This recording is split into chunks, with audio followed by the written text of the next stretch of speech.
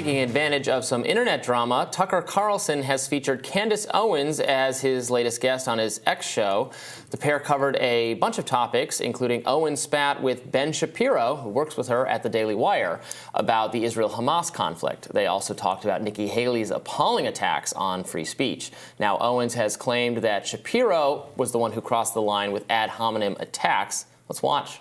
I can't respond to it on a level of intellect because there's nothing that he has expressed in that, at least in that short clip, that he fundamentally disagrees with in terms of what I said. But I will say that I'm not going to respond with the same ad hominem attacks. Yes. I don't think it helps further discussion. And if that was me that was caught on a video saying that about colleagues that I work with, I would be embarrassed.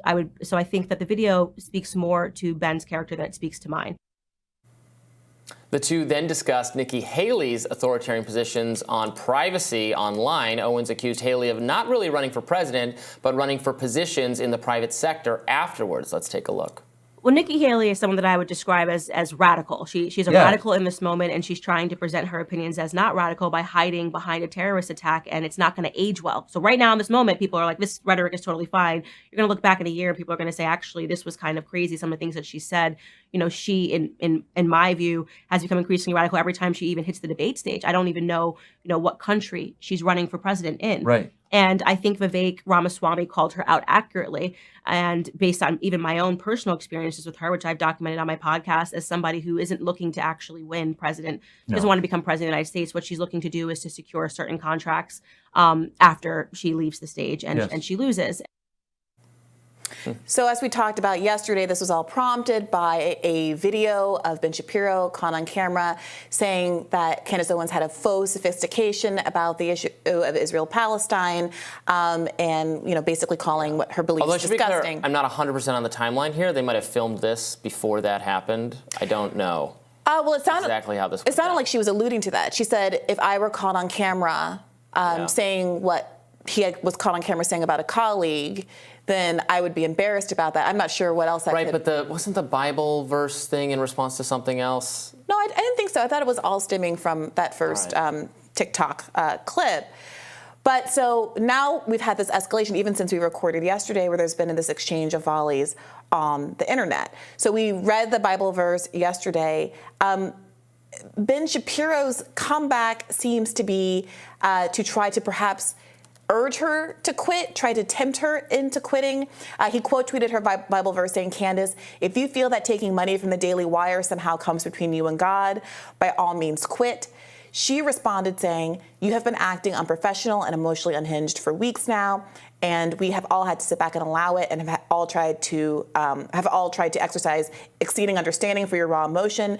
But you cross a certain line when you come for scripture and read yourself into it. She elsewhere said, I can quote the Bible, it's not about you.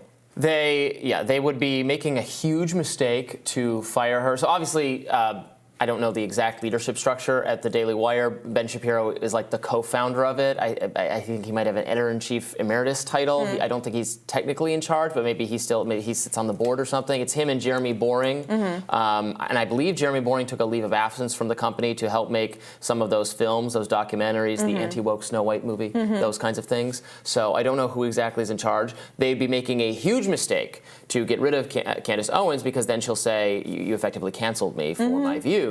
Which is their whole, I think that will be very toxic for their brand. So they shouldn't do that. So you're right. Instead, he's trying to induce her to quit. Look, I think disagreement between colleagues is healthy, obviously. I mean, it's a little different on our show because it's set up as a debate show. They're supposed to be kind of ideologically, they're all conservatives. They're all right-wing people. But that demonstrates that there is a real difference of opinion on foreign policy, on national security, on the right. There is the, I guess, Ben Shapiro, Nikki Haley wing that thinks no amount of support to a foreign government allied with us is enough, and that the American taxpayer should stomach that forever because it's very important. And then there's a Tucker, Candace, and also a lot of other people who think that it's almost a red flag to care so much about another country's security when there are so many problems at home that we can't seem to find solutions for, ways to pay for, and the American people are have inflation problems and housing problems and medical problems and drug addiction problems and crime issues in some places, and those things aren't being dealt with. But when a foreign country suffers an admittedly horrific terrorist attack for which you and I disagree on what the proper response is from the people involved in the conflict, but on what our responsibility is, moral support, they want to purchase supplies from us, that's fine by me, but I don't see it being healthy for U.S. national security to be more involved in a conflict in the Middle East. That's a lesson we've learned over and over again, and that is the difference between a Candace Owens and a Ben Shapiro right now. Yeah, what I didn't realize about Ben Shapiro, I thought this was just an isolated issue because he has always been very committed to the project of Zionism. I didn't realize he also felt the same way about Ukraine. I didn't realize he was one of the few kind of, no, we got to keep funding Ukraine folks on that side of the aisle or that corner of the political spectrum. So at least he's consistent. But I got to say, Candace Owens is incredibly right from my perspective on this issue. Her description of Nikki Haley, her warning about how this is going to look with the passage of time and the lessons that we should have learned from the post 9/11 era are right on and are exactly what you could hear out of any peace movement actor, any leftist, any person on the other side of the ideological divide. And it is no accident that she has found herself paired up with Tucker Carlson in this moment, who was one of not just the few, if not only, voices on Fox News that advanced that kind of narrative. He, in some ways, is ground zero for that belief system having the legs to really grow. Because he had the platform of Fox News to basically make it okay, or to give a signpost for other conservatives who might have felt that way to say, yes, we are actually a part of a movement. Yeah, and because he didn't create those feelings in the base or on the right. Those feelings existed. In fact, they were probably more popular at all times than the kind of neoconservatism that Ben Shapiro represents. But they had they didn't have the same access and outlets. They didn't have the same amount of credibility, and they didn't have someone, a very influential popular figure who was making those points until Tucker came along. Obviously, they had some of them. Ron Paul was a big influence on the right, in between libertarianism and conservatism in speaking to those issues. Had more military supporters than anyone else when he ran for president in 2008.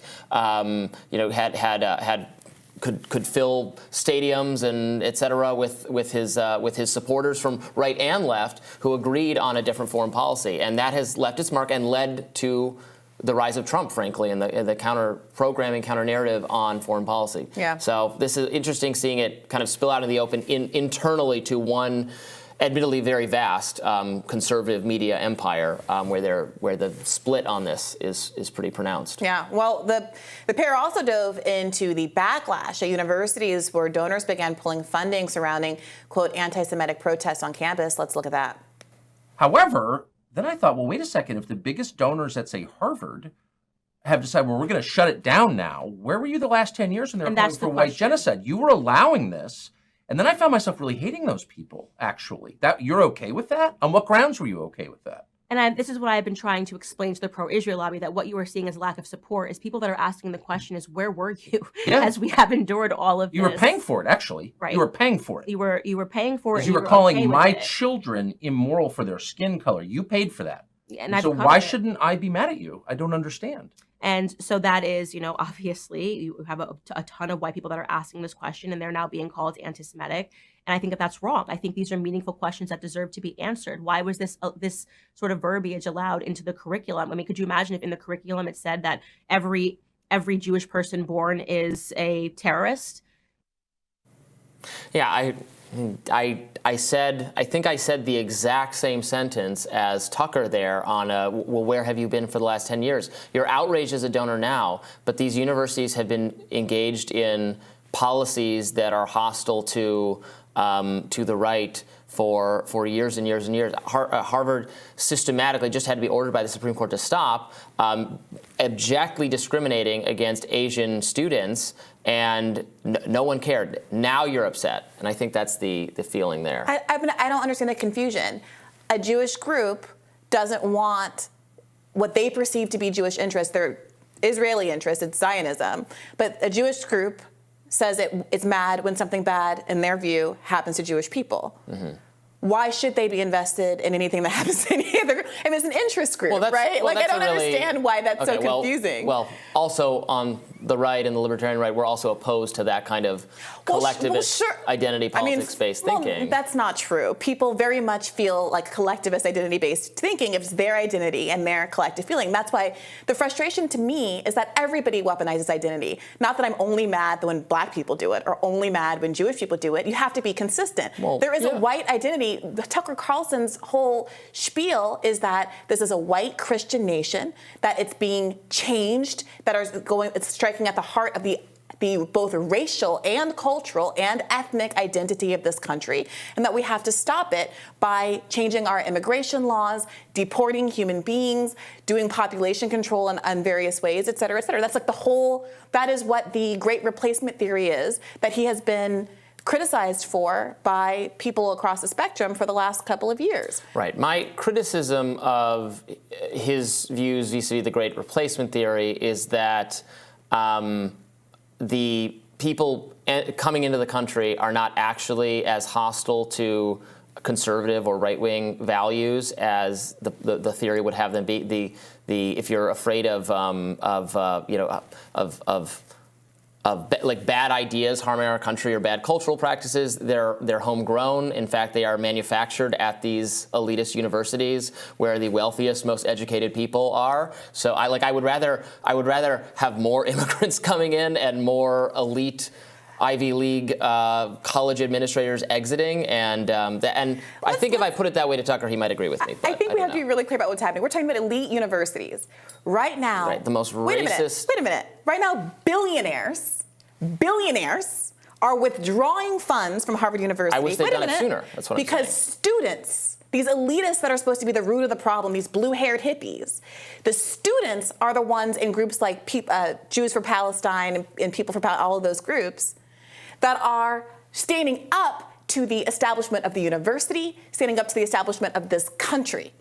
So people's wires are getting crossed. Who's the elitist here? Is it the Harvard students and their wokeness and their safetyism? Right now, we have primetime anchors like Jay Tapper interviewing a minority of students, like this Jewish student at MIT, who says she feels unsafe at campus because the rest of the students, in large numbers, are protesting the hawkish establishment